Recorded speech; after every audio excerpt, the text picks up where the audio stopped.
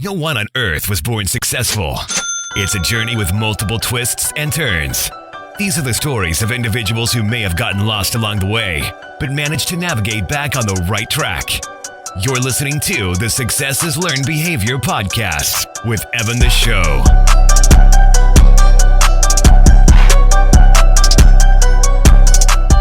What's going on, Showstoppers? This is Evan the Show, and you're listening to Success is Learned Behavior. I have a special guest in the building on today. He's a former professional basketball player. He's an author of Tunnel Vision, From Nothing to the Pros. He's a motivational speaker, basketball coach now, and he has his own clothing brand as well. I'm talking about none other than Nigel Byam. Am I saying your last name correct? Perfect. Nigel Byam. What's going on, man? I'm doing great, man. How's everything with you? All is well. It's really good to have you. Thank you for driving from Brooklyn. Yeah, thanks for having me, man. Coming to Jersey at Brick Labs. I really appreciate it. I'm looking forward to this conversation, man. Definitely. So, you are from one of my favorite places in the world. One of them, Brooklyn. Brooklyn, New York. Of course, I put Newark, New Jersey on the top because I'm from here. But I definitely love Brooklyn. And some will argue, it's the birthplace of hip hop. And others would argue that it's the basketball mecca. Yeah. Right.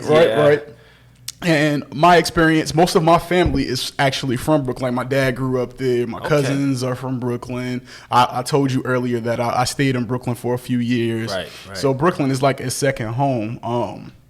But before we get into your journey with, if basketball and all those great things, I want to know what Brooklyn, means to you and what it did to, shape you into the human being you are today. It's a good and a bad. Okay. You know what I mean? I actually took a lot of the bad and made it good. Okay. If that makes any sense, so. Well, this is the perfect show to explain it. Yeah. A lot of people talk about product of the environment. You know what I mean? As a young kid growing up, Flatbush, Brooklyn, to be exact, I seen a lot of things that I shouldn't have at a young age. Like what? The gangs, the drugs, the violence, you know what I mean? That's stuff that, that's a whole different conversation, but I feel like the system is kind of designed that way. Yes. You know what I mean? Our schools look like central bookings, to be honest with you. You know what I mean? So I've seen a lot of those things growing up, and, it kind of having a Caribbean background. Okay. I did see the other side of that. Where's your family from? Grenada. Of course. Okay. So, I seen the other side. And y'all know I'll say, of course, later on in the show. But go ahead. So, I seen the other side of that. Okay. Other side of positivity and all of that stuff like that. So I knew what not to do. Yes. You know what I mean? The sad part of it, a lot of my friends, people that I grew up with, never seen nothing else. So that's all they knew. Okay. You know what I mean? Which made it difficult for them to adjust and sway to the positive side of things. Right. What made you not choose that lifestyle? I think traveling, to be honest with you. You know what I mean? Traveling and seeing this is not how everybody else does it around the world. This is not it. You know what I mean? And sad to say, a lot of my friends don't even have passports, man. That's growing wild. up. I was going away every summer, sometimes on holidays and stuff, and I'll come back to school. We writing these essays in school, what do you do over your summer break? And and I'm writing these stuff, and the teacher's looking at me like, man, stop lying. You ain't do that. And I'm like, yeah, I was really, going to the beach every morning with my cousins and, playing basketball. We played soccer. You know what I mean? Running around in the streets at 8, 9 years old because, the violence just doesn't happen in the Caribbean. Caribbean, let me correct that. That's right. Grenada, because, Grenada, we have one of the lowest crime rates in the world. Really? Yes. Now that I didn't know. Yes, we I don't even think we cracked 20 murders or anything, homicide, anything of that nature a year. Wow. I don't think that ever happened in the history of anything. So, you know what I mean? It's it's just a beautiful place. And at a young age, you have the essence of a community actually raising a kid. Yeah. You know what I mean? And in Brooklyn, that they did that also. You know what I mean? Yeah. The era is different now. But when I grew up, a lot of the older guys wouldn't let me and my friends not go to school. We couldn't come chill on the block. That's important. That's not. They did it. Yeah. But they like, get out of here. But you're not doing it. You're not doing it. You know what I mean? Yeah. And it's a certain group of people that they choose to do that to, because even growing up, and I'm sure you've heard the stories about Nort. You know what I'm saying? So of course. It was the same thing with me. It's like, bro, what are you doing? And you want to be accepted, Exactly. and you know, by your peers and different things of that nature. You want to be considered tough and all of that stuff. But for whatever reason, the same here, they just would not let me hang with them. They wouldn't let me do drugs. They wouldn't let me do anything. If they saw me slipping or slacking, you know, they hem me up and say, hey, you need to do better. Exactly. And I think that's extremely important to have in our neighborhoods today, man. So, man, there's a lot of similarities, and even though we do different things, it's funny to see how, you know, sums up to the same thing for the most part. Basically. Yeah, definitely. So, what's compelling about your story, because of course, you know, brother did some research, is just something simple. Like when you look up college athletes and you look up their stats and their information, right? Yeah.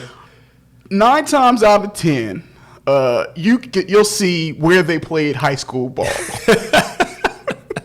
When I look up yours, right? So depending on the site, it will either be blank or they'll put your community college up. Yes. How in the world did you go from not playing organized ball to playing for like one of the top schools? What, St. Francis, right? I went to St. Francis, yeah. But before that, I went to Carl Albert, in Oklahoma. Okay. But that's like the gem of my basketball story. Okay. And it sums up a lot of my greater success and where that comes from. So growing up, you know, I dabbled in basketball. I played. I was kind of tall. You know what I mean? Just happened to be 6'7". But, right. You know, I played. So, you know, it was one day, you know, me and my friends, they had a gym called Hoopland. It was like a big indoor area that had like 4 courts, I believe. Like that 4 or 5 courts. It was dope. And it's not around anymore? No, it actually closed down. Sucks. Okay. And because it saved a lot of kids in our community, you know what I mean? Yeah. It's kind of sad that it's gone. But you would pay like $5. You and your friends pay $5 each. And you would just go play basketball for the entire day. It's like an indoor park. Okay. You know what I mean? Mm-hmm. So we're in there, and I was just naturally really athletic.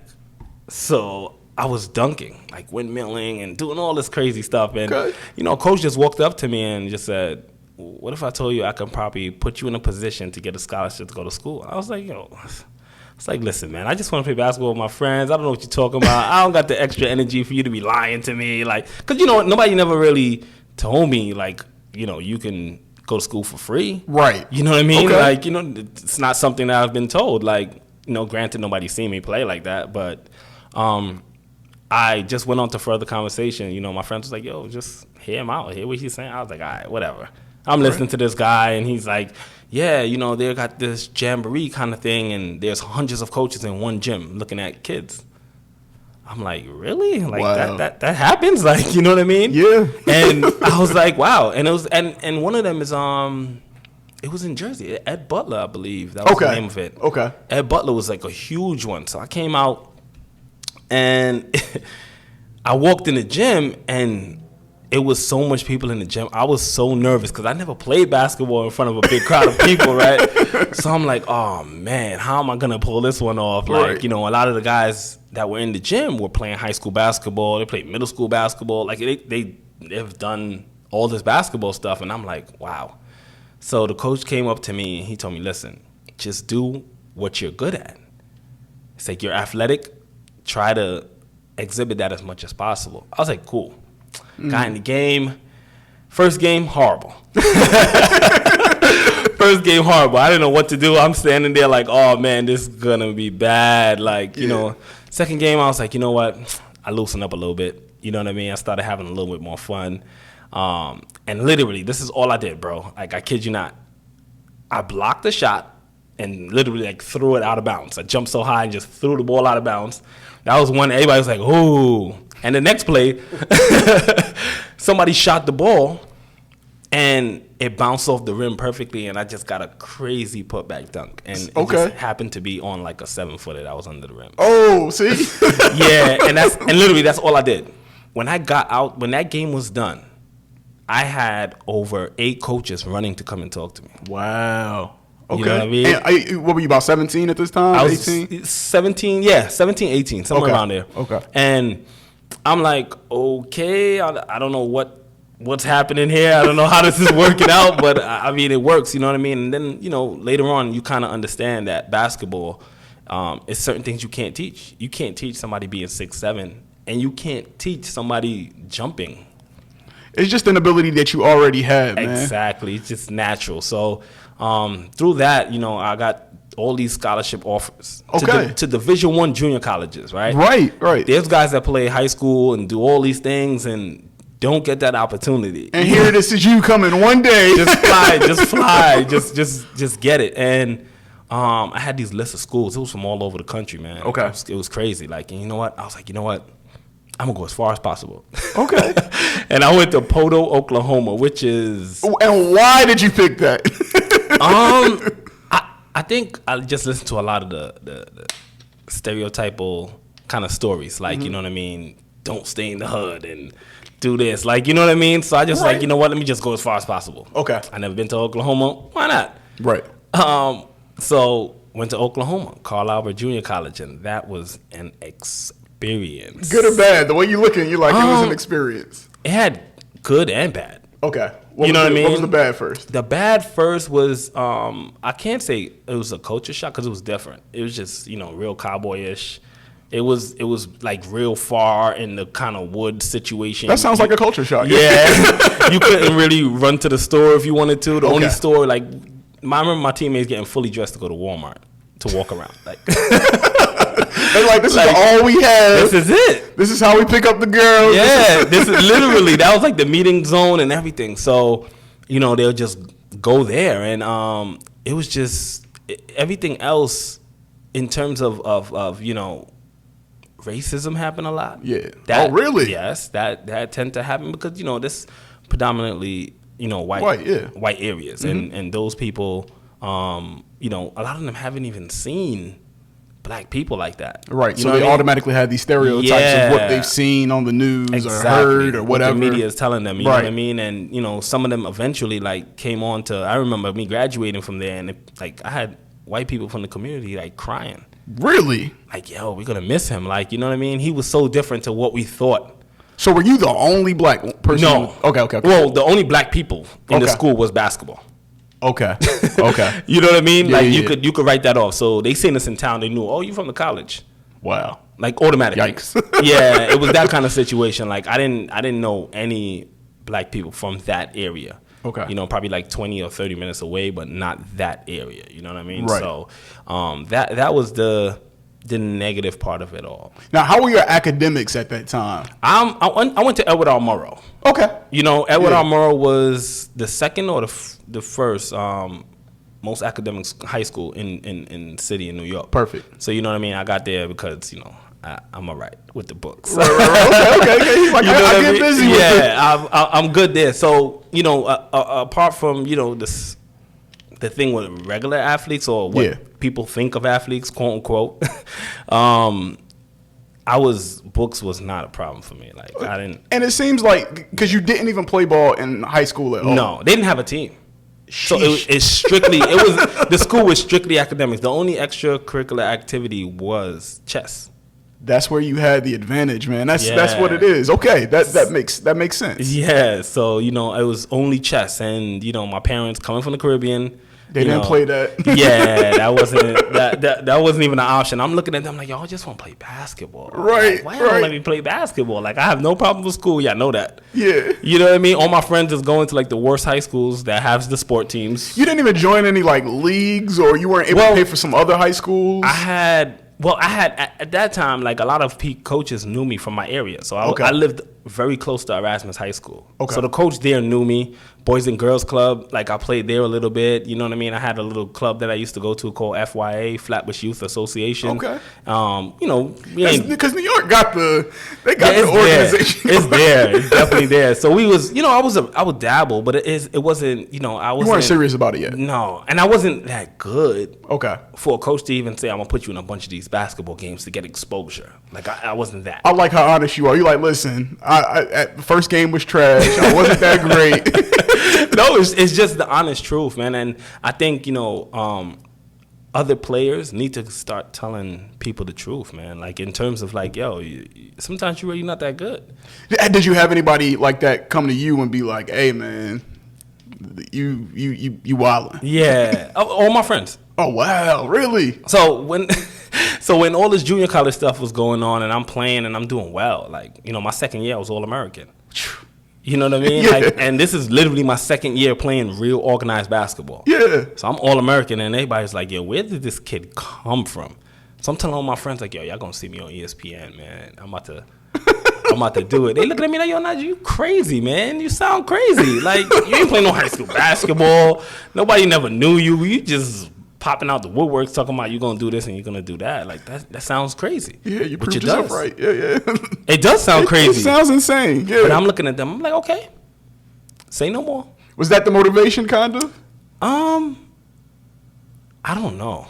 I don't think so, though. What kind of made you snap into like being serious about it? Because you go from, because organized ball, even on a junior high school level, Yes. is super serious, Yes. and it takes a lot of discipline. Like I went to basketball camp and all of that stuff, and I remember like the hours you'd have to wake up, you had to do training, you had to run.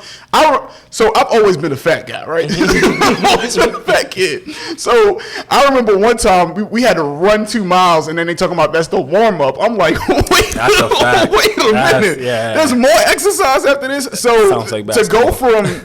from that. And to then high school it gets worse, and then college is even worse. Like, where'd you get that mindset to like really put in work? Because it's like a whole new world for you.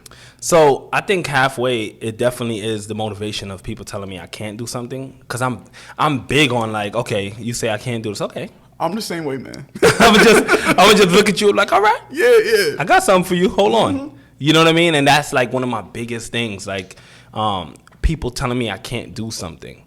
You know what I mean? And at that point, I don't even want to go back and tell them I told you so I can do this. Yeah. I just want to tell them, don't tell nobody else that. Right. You know what I mean? Like, because it's that Jordan thing. Yeah, you don't like you really. Because I always tell like even kids that I train and stuff now. I tell them like, listen, you don't even know what you're capable of.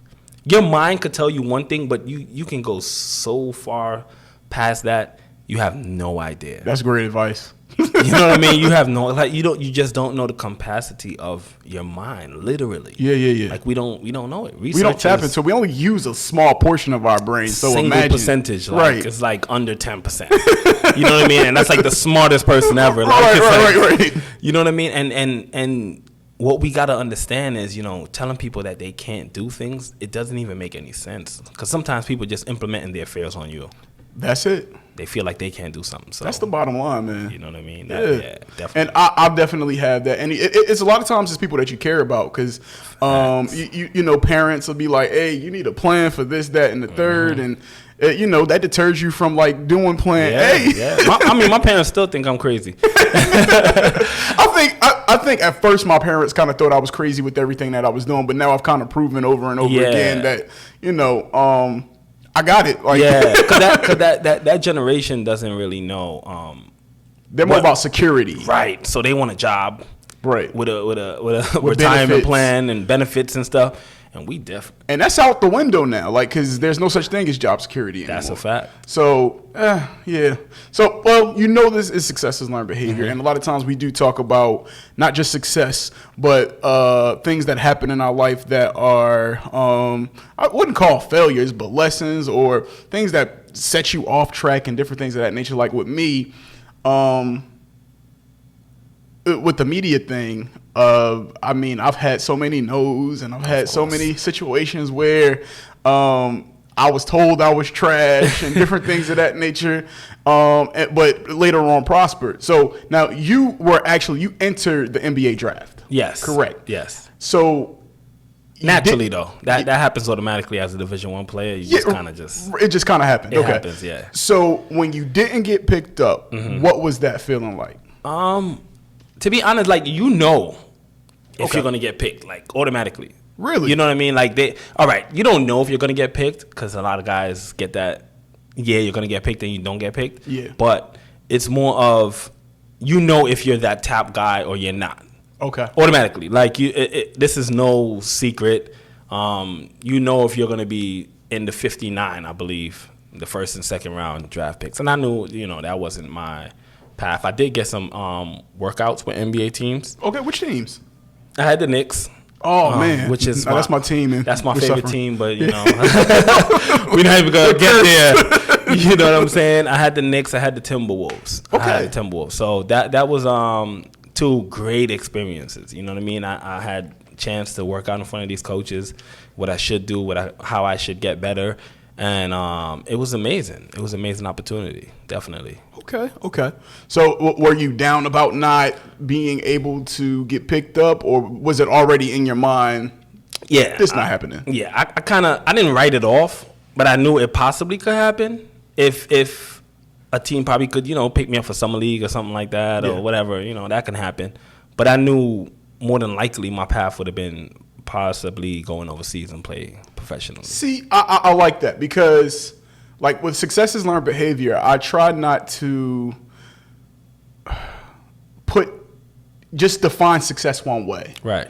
And a lot of times, like, and you know it because you played overseas and you played for a different league other than the NBA. A lot of times people see that as being a failure, but you're just like, you have it in your mind, hey, I'm doing what I love and getting paid for it, which is... So the issue with the world, that a lot of people are not educated on contracts in the NBA. Yes. So I can give you a quick rundown, right? Okay. If you're not LeBron James, the average person is probably making like $570,000 a year. Right. You know what I'm saying? Yes. So I know dudes overseas is making $1, $2, $3 million for 6 months. Yo. You know what I'm saying? Right. And why is it like that here? So if you, for instance, I had a show on MTV International, right, played everywhere else in the world but the United States. Okay. But the people from the United States get this thing where it's like, oh, it wasn't America, so it doesn't count. Yeah.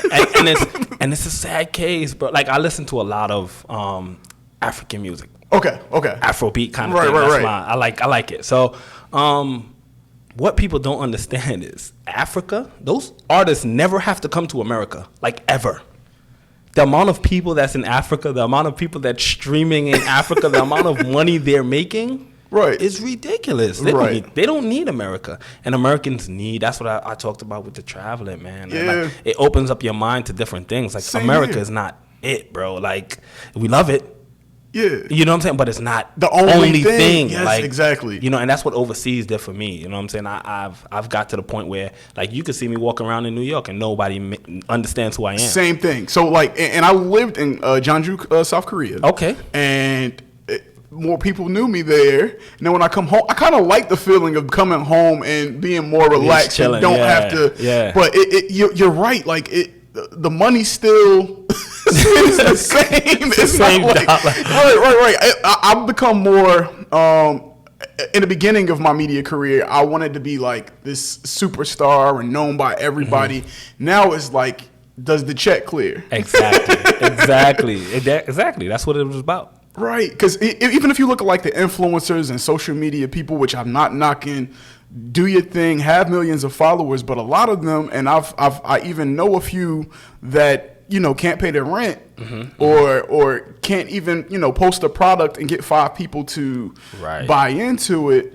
And I'd rather have a small following where I'm impactful and I can get them to buy into what I'm doing, rather than have millions and maybe the only people that buy into what I'm doing is maybe the people around me.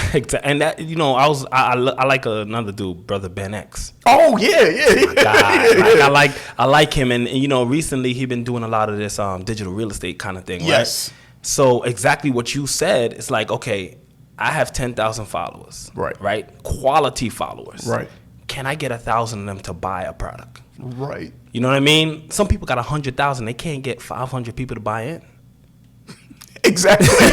You know what I mean? Like, exactly. And those followers look good because other people are looking at their page and stuff like that. Right. But I mean, does those followers translate into your everyday life? Can you make your life better? Are you serving a purpose? You know what I mean? And like you said, like, success, that's what it's about. Like, a success, it has to translate.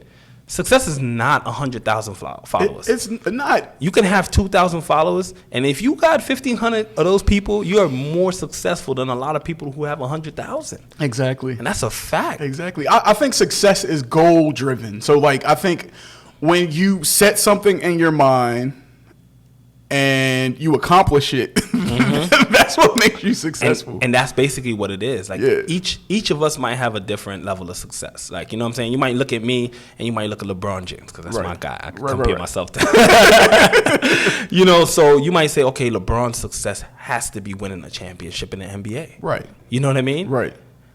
My success could just be clearing a check from overseas. I'm good. Right. And we both won. It doesn't make one person more or less than the other. It's just their goals are different. And I think we measure ourselves too much to, they're not doing as much as this person, or I'm not doing as much as that person. And that's what social media helps with. It really destroys it, man. And the thing that made me change my outlook on it, and I can't remember the young lady's name. I was at the Source 360, and they were doing like a panel discussion, and the girl was up there, and all of these people had all of these followers. She had 300, but she disclosed how much she made for that panel discussion. And like, so followers really don't matter.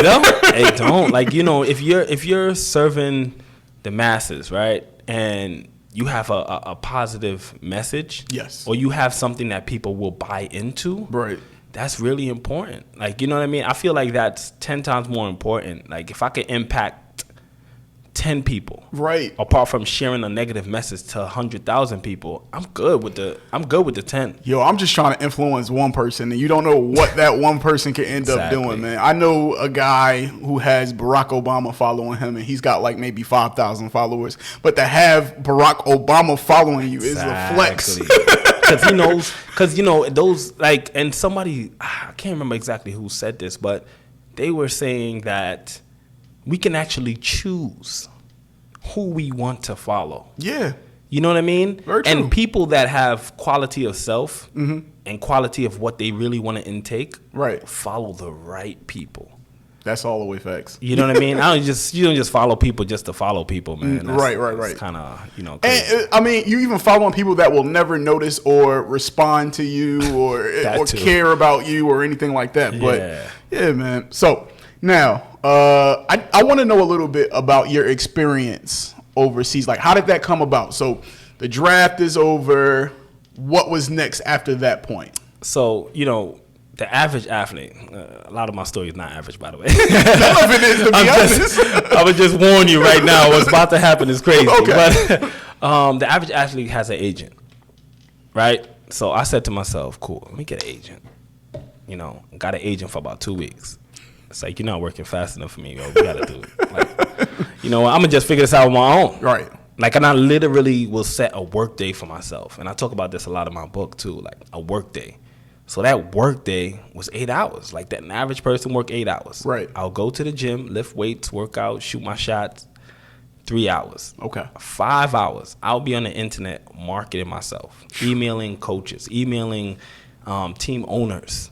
You know what I mean? Yeah. Through Eurobasket.com is a website, you know, where all the international players are, teams, coach's name. You know, I was just literally made a player profile for myself, made my own highlight tapes, sending it out. Like, I did everything an agent was supposed to do by myself. And on top of that, kept yourself in good shape. That's where, a fact. Oh, man. Because you got to be ready. Right. If the opportunity do come, you got to be ready. You can't just say, man, I've been marketing myself so much, I don't got enough time. I ain't, you know what I mean? Like, right. I set a work day. This is what people do for 8 hours of the day. They go to work. I'm going to go to work too. And for about how long did you do that before people started to bite? So, I'm aggressive with it. You know what I'm saying? You gotta be, man. I don't care about the no's. I don't care about that. Like, you know, you tell me no, cool, next. You know what I'm saying? Like, all I need is one. Right. It's hundreds of thousands. It's so much coaches out there. Like, all I need is one coach to be like, yo, I like this kid. Right. You know what I mean? So I literally did that from when I graduated in August, or in May. You know, June kind of took off. July, August, I got to work. Okay. You know what I mean? Yeah. I got a contract in October. Okay. Oh, so it was in the same year, basically. Oh, yeah, for sure. Then you moved faster than a lot of people, because I know a couple of cats. Like one of my friends, he played for Villanova, and it took a little while. So it's just like, yeah, you went to work. Yeah, I went to work. And I played, a majority of my basketball was in the Middle East. Okay. I played in a place that a lot of people don't want to go. Okay. But they pay. Well, and where was this? My first contract was in Bahrain, which is beautiful, man. Bahrain Really? is amazing. Like, Okay. oh man, that's the gem. Like, that's like Caribbean of the Middle East. Like, it's dope. Like, it was crazy. I loved it. I love Bahrain. That's one of my favorite places. Okay, so during the point where you were kind of, marketing yourself and still working out, was there any point where you were like, I don't know if this is going to happen, even though it was such a short span? Like, Yeah. from graduating, you graduated May? In May. May to October seems like a long time when you're in it, but looking back, you're like, that was that's pretty nothing, quick. Yeah. Nah, man. I honestly felt like everything else happened for me so crazy. Wow. Why not this? Yeah. You know what I'm saying? Like, I went to a Division I school. Right. You like, On sky's the full limit. scholarship. Like, I didn't pay $1. That's a beautiful thing, man. You know what I mean? I didn't pay $1 for school. I went to a Division I school without playing high school basketball, without playing junior high school, without playing none of that, Right. and getting a scholarship. Why can't I go overseas without an agent? Right. I ain't even researched if somebody did it before. I ain't even talked to nobody about that. And that's the beauty of it.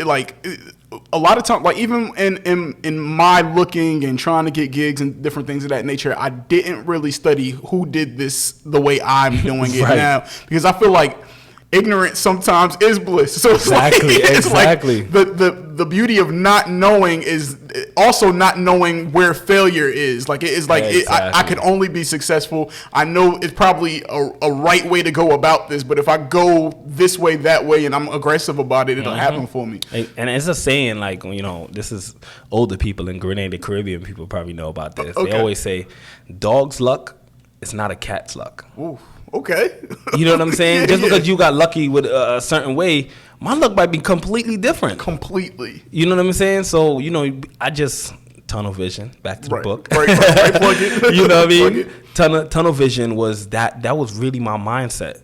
Okay. I didn't look at nobody else. I didn't look at nobody else's lifestyle. Like, I have a bunch of friends that play basketball, professionally, and they did it their way. Right. You know what I mean? A lot of them got their agents. They sit down and wait on their agents. They in the gym for 8 hours a day. Like, I cannot sit down and have my destiny in nobody else's hand. Listen, and the way I even did it, I still to this day don't have a manager. Wow. I got that deal with MTV, and I negotiated everything myself. Dope. So it's Dope. that's what I'm saying. Like, a lot of our journey is the same, it's just different paths. Definitely. And it's like that shark versus the goldfish mentality. A lot of people are goldfish, and they're used to being in a tank. They're used to reading whatever newspaper the person they feed into that. They're used to getting fed by somebody else. But sharks go out and they hunt for their food. Like, that's what you have to do, man. It's a must, man. And that's why I said my parents probably still think I'm crazy, because everything I've related my life, everything I do to that mentality.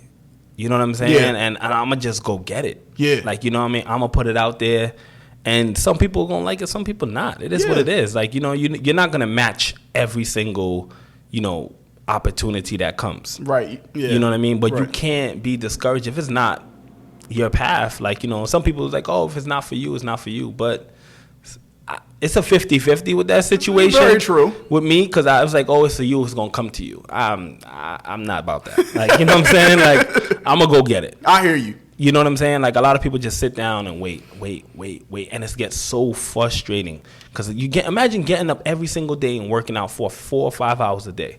And then going home, sitting down watching TV. Watching other basketball Just games, waiting. Oh my waiting goodness. for your agent to call you. Exactly. You're talking to this man every day, and he's like, "Hey, how you doing? How's your family?" It's like, bro, I don't even. The same conversation over and Like, over. I don't want to have. Yeah, I've been talking to teams about you, man. Yeah. They seem interested, man, but nobody ain't bite yet. But they seem like, I'm not trying to do that. Like, Right.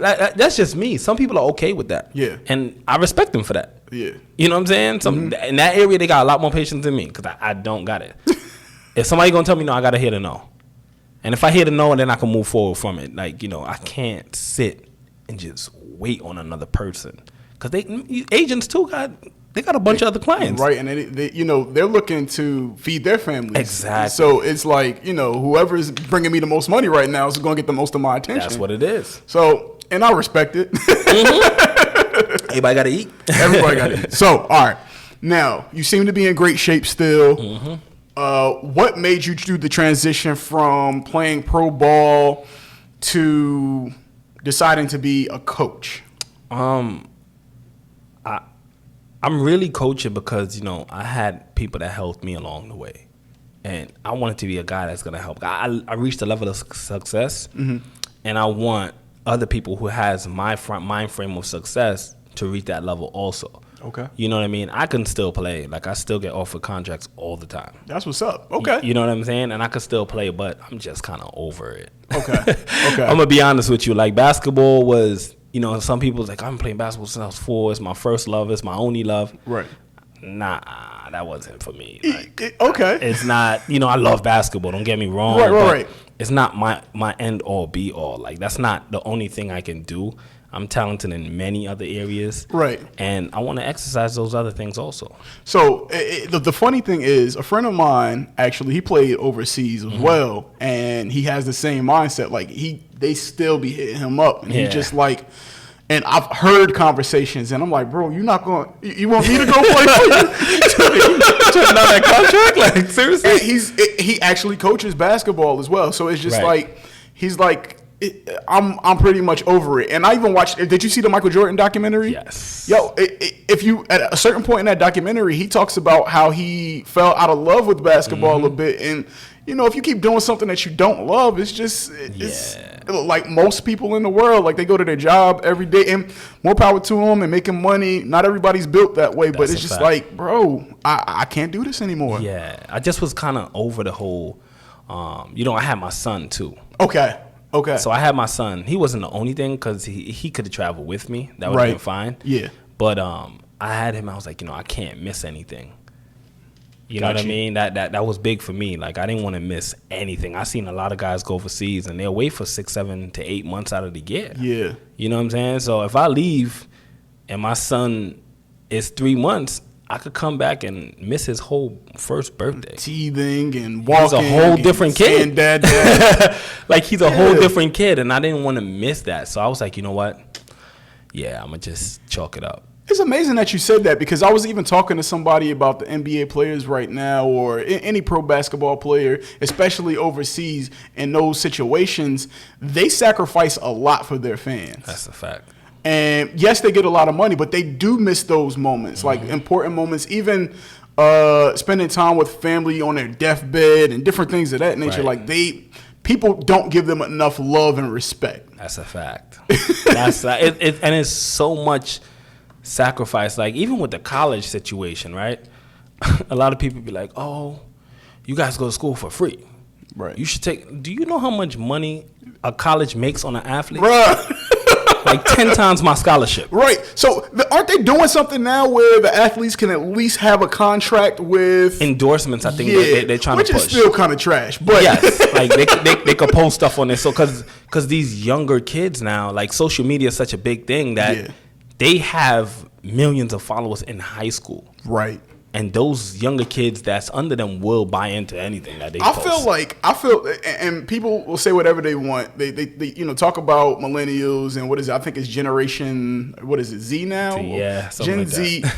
But I think when it comes to financial things, that they are getting a lot smarter than even we were. Oh, that's a fact. Like, even if you look at the rappers and the deals they're making with all of these different people, or they'll make a few songs and then they're like, I'm out of the game forever. Yeah. Like, they make some really smart business decisions. If you're thinking about, like, the rappers in our generation and younger, these dudes got sneaker deals, bro. Right. You rap, right.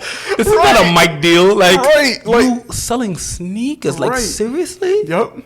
Like, and I'm talking about off the charts selling sneakers. Right.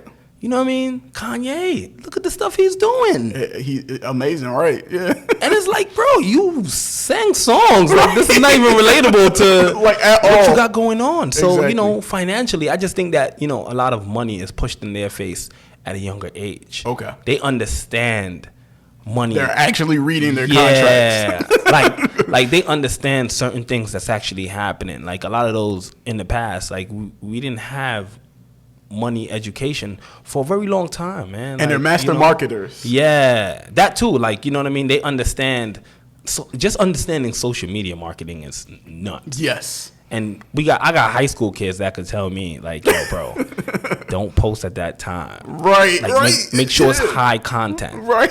If you selling something, don't say, yo, this is for sale. Right. Because Instagram will take it and throw it to the bottom of the feed because you're actually selling something. And they want you to use their promotion. Exactly. To sell it. So there's ways on how to, and the younger kids know this. Like, if you're selling a T-shirt, you know what I mean? I'm going to post the T-shirt, me wearing the T-shirt, and put something like, you know, check me out. Right. You know what I'm saying? Apart from like, yeah, this T-shirt is for sale for $19.99. Right. Yep. Like, don't do that. Right. You know what I'm saying? Right. And this is all the game that we don't really know that these kids at a young age understand fully. I respect it 1,000,000%. Understand fully. I keep young people around me, man, because I'm like, yo, y'all know. They up on it, man. They know exactly what's going on. They Absolutely. They know for sure. Now, I think that journey between you going from graduating college to pro was like where you started your entrepreneurial everything. Yeah, you know what I'm saying? Yeah. So when did you really dive into being an entrepreneur? Was this during your time overseas? Was this after you came back? I think the first click was when I was my own agent. I said to myself, listen, if I could sell myself to people that don't speak English, right? I could sell myself to people that don't speak English, right? Because they don't see you physically. Right. And this is the thing with overseas. Okay. You know what I mean? Yeah. And that's like you're a piece of paper. So you send a resume, you send a couple videos, but everybody looks good in the highlight. If I get you to come in the gym and take 100 shots, if you make 5 of those shots, I can make a dope highlight of those 5 shots. Just show the ones I made. Right? Yeah, some cool music in the background, a little flashy, hashy there. We're good to go. Like, you know what I mean? Like, everybody looks good in the highlight, so they still pull the trigger on you, right? Right. And what a lot of young people and what people on the whole have to understand with basketball is, professional basketball especially, it's a selling game, right? So apart from you being a really good basketball player, your personality, you know what I mean? Do you look good in pictures? Sad to say, like, all of this stuff, because you got to remember, these owners have to make money. Yes. I was a real high flyer, right? Okay, so I dunked the ball, and the whole rim is shaking for, like, you know what I'm saying, for a while. Right. You know what I'm saying? So we was at a All-Star game, one of the games where I actually first met you. Okay. It was at H2O. We're not going to talk about how I played. You know what I'm saying? But I got a lot of oohs and ahs from my dunks. Yeah. You know what I'm saying? For sure. So, and overseas, that's what I did. I just had the wrong sneakers, y'all. I was wearing Converses. And it's been a long time since I played. You know, you was a little rusty, but it's all right. It's all right. You know what I'm saying? Like, people don't understand, like, this is a business. Yeah. Whatever's going to make them sell. I was 6'7", so I'm walking around in the malls, people looking up to me. They like that. Yeah. You know what I'm saying? I'm not the average height, so I don't blend in with everybody else, right? Right. So I'm dunking, super high flyer. Right. I'm dunking and I'm beating on my chest. You know what I mean? They like, oh, Facts. yeah. We could do a poster with this. Like, this dude looks angry. You gotta. You know what I'm saying? Like, all of this kind of stuff. And this is the stuff that sells, man. It does. And this is what basketball players need to understand going professionally. You can be great. I know a lot of basketball players that's amazing basketball players, but they didn't make it because they can't be sold. Right. That's the bottom line. I can't put you on a billboard because you're not jumping over 3 people. You're not shooting from half court. You're not Steph Curry. You're not super fast. You're just a really good basketball player. Right. And for that, I can't sell it. Who do you think is the most marketable player in the league right now? Right now? Yeah. Aside from LeBron, because I was just about to say that's a given. He's like the man. But who are you looking at and you're like, yo, their marketing tactics are on point? Who should I say? Like, believe it or not, this is the other side of it. Steph Curry's not that marketable. Really? He's not that, because you know what it is? It's like he has a small marketing following because one of his biggest attributes that people realize in the marketing game is the fact that he's Christian.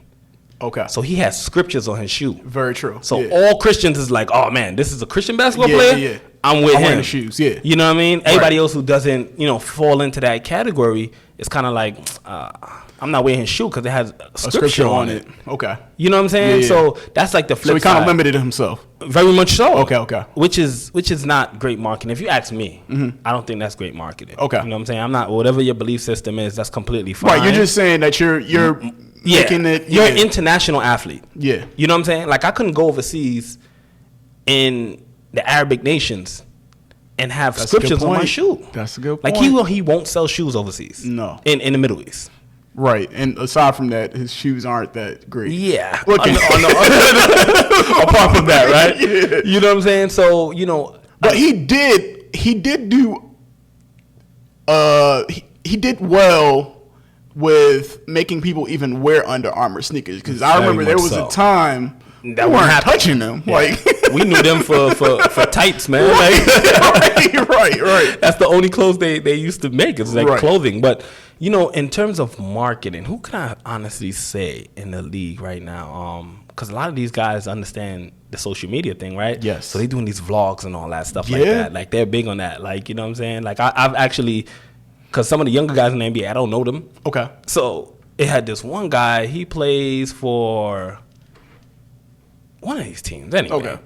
But he's a young guy. I didn't know him. Okay. But I seen like a couple of his vlogs, and that's how I actually found out who he was. That's like, you know what I'm saying? And he understands certain levels of marketing. Whoever's behind him, he can be trash on the court, but people want to see an actual player and what they're going through and different things, because the people want your lifestyle. Exactly. And sometimes I got to get into that too, because it's like, not that I have like this grandiose lifestyle, but people want to see what you want to see more. Yeah, they want to see what you're doing. You want to see more. So in market, honestly speaking, like, I'm trying to think of all the top players. Like, KD is horrible because he don't want to talk to nobody. And you know who would be out of this world? Plays for the Clippers. He's amazing. Braids. Kawhi Leonard. And he's horrible. He is not a great marketer at all. He doesn't talk. Imagine, because he's already making a ton of money. Tons. Do you know what? New Balance signed him for crazy amount of money too. Right, but imagine if like his marketing was on point too. Man. It just he could probably surpass LeBron. Oh, definitely, easily. If he had half of LeBron's charisma, personality, and all that stuff like that, like, and apart from LeBron, like, you just think about down the line, Kobe Bryant. The swag of Kobe was ridiculous. Right. The swag of Michael Jordan was phenomenal. Like, and I love Kobe. I love Kobe. I remember in the beginning, those sneakers were a little questionable, but we still bought them because it was Kobe. Because his swag. Like, his swag is through the roof, and that's what sells. Like, you got to understand, like, these dudes, like, if you ask me, I think Westbrook can do a better job at marketing, but he can be very marketable. Because everybody looks at him like the jerk, but I think that can work to his advantage. Of course. Like, he could be the Kanye of basketball. Yes. Michael Jordan was a jerk, bro. But nobody knew that. Nobody knew that until later on. Yeah, because the social media era didn't really, pop. Right. But who cares? Right. Michael Jordan, like, you know what I'm saying? If you're you're really that good, it doesn't even matter. Kobe wasn't like a phenomenally great guy, because they had that Westbrook kind of mentality. We do between them lines. I mean, I'm eating. Yes. Like, hands down, I'm going for it. Yep. You know what I'm saying? And with all the top players in the NBA, that's a really hard question, bro. It really is. Like, if you really think about it, like, in terms of marketing, and people upset with LeBron, but he sells, man. He does. Since high school.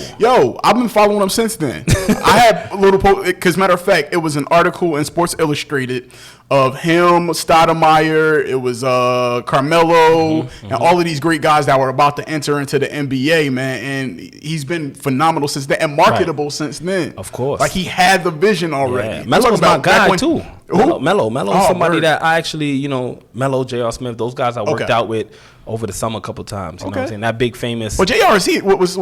went to school up the street. St. Benedict's. Yeah. Right. So, I know I worked out a couple of times with those guys, and those guys are amazing human beings. Yeah. You know what I mean? Like, a lot of people didn't know Melo talked until recently.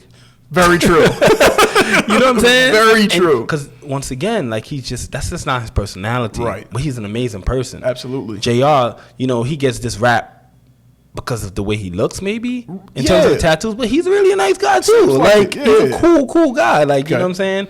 So, And that's the thing with media and marketing. You know what I mean? They could just sway you in a whole different direction. That Definitely. wasn't, before LeBron, we talking Shaq. Diesel was it. Right. In terms of marketing, Diesel Very did true. movies. Very true. You know what I'm saying? We wouldn't wear Shaq sneakers, but everything else. But I honestly feel like that's because where they were sold. Yeah, that's important. So, all right, this is my opinion on the WNBA. I probably watch more WNBA games than I do NBA because I feel like they're more exciting. I feel like they want it more. But in terms of marketing, I don't think they're marketed the right way. Right. And I'm not throwing any shit because I know people that work for the NBA, and I don't want to be like, yo, y'all suck. That's not what I'm saying. All I'm saying is, like, if it was marketed in a different way, I think more people would watch. And even like WNBA and G League. Yeah. Right? Yes. If you ever look at a G League game, bro, it looks like it's recorded in 720p. It looks crazy. Quality is important. And the announcers are like screaming into the mic. Audio levels are bad. It's like all of that kind of stuff comes into, like, you hear an NBA game being announced and everything is like flawless. Yeah. You know what I'm saying? Like, you hate to be compared to something else, but that at the end of the day, that's the level, though. Yeah. You know what I'm saying? At the end of the day, like, if you want to... Even the NBA's new camera the new shots, the shots and stuff, like, it's just crazy. Look how they made the bubble work, bro. Yeah. They made that look like and feel like a real game. Like nobody's in there. Right. And they made it feel like it's a pack arena. And I know people will probably be like, well, the NBA has all this money, but they had to start somewhere. Of course. And I think their marketing early on really set the precedent for, like, because there's so many leagues that started that are no longer in existence. And the NBA could have easily, at the time, back in the day, they could have been one and done. Yeah. That's a fact. Because the ABA was bigger than the NBA back then. Right. And NBA ended up buying the ABA, didn't they? So it's like, you just got to get better at marketing. Yeah, you gotta look the part, man. If anything, you gotta be up there. That's part of success now in people's eyes. Yes. How you look. Right. You gotta look high definition. HD is big. Yeah. You can't look anything less. You know what I mean? And for the G League, I don't see why that's the issue, because they just signed a high school kid for $500,000. Oh, wow. Oh, so they're going back to that, because I know they were doing. Oh, yeah. Okay, because I remember they were going back to. Well, they were going to. You have to do at least 1 year in college, and I guess. Oh, that's a wrap. Yeah, and the G League is going to kill, because the NBA realized that they were losing to overseas, because young dudes from high school, good enough, they were starting overseas. Smart. Make some money. Yeah. Forget school, because some of them are just not with it. Yeah. You know what I'm saying? If you don't got it, you don't got it. Like, right. At the end of the day, if you're going to make me, in the first 4 years of my career, a millionaire, enough money that I don't have to work ever again. Right. Why not? Right. You know what I mean? That's the way I see it. I can always go back to school. Yeah. Even though I think 18 is too young for a kid to pick a degree, but that's a whole nother situation. Oh, man. Yeah. I'm supposed to choose what playing your whole life at 18. Yeah. That's not too smart. So overseas is cool. So let's talk about your entrepreneurial efforts. You have the book. Yes. Where is it available? NigelByam.com. Okay. Everything. Everything is the brand, the NB brand. Yeah, brand NB. Brand NB is available there also. Okay. And the reason why I named it like the brand, everybody's like, why are you naming it? Because all you see is brand at first. Right. It just looked like a big brand, and the NB is in between there. It goes back to me marketing myself. Got you. You know what I mean? And me being the positive person that I am, I try to produce as much positivity as possible. You know what I mean? I think that's like huge. Being, there's so much negative in the world, man. Like, you turn on the TV and internet, wherever, it's like a bunch of negativity. So if I could be that ounce of positive that's going to be spread throughout the world, that's exactly what I want to do. Okay, that sounds good. So now, if there's thousands upon thousands of people who want to, they have one vision of just going to the NBA, or whatever. What advice would you have for that individual that's, just constantly thinking about just the NBA, or just, want to be successful in basketball? So I would definitely say, like, the NBA is not it. Okay. You know what I mean? If I had to choose, bro, like, if somebody gave me the option right now, say, would you go overseas or would you go to the NBA? Mm-hmm. You know what I mean? I would honestly say I'll go back overseas. Okay. Reason being, is I feel like I've gained so much more by traveling and experiencing other people's cultures, and just broadening my horizon. Like, you know what I mean? Like, I think that was like one of my biggest life lessons, going overseas and experiencing different things, food, you know, seeing different people, seeing different moods. You know what I mean? Like in the Middle East, for example, they had restaurants for only families.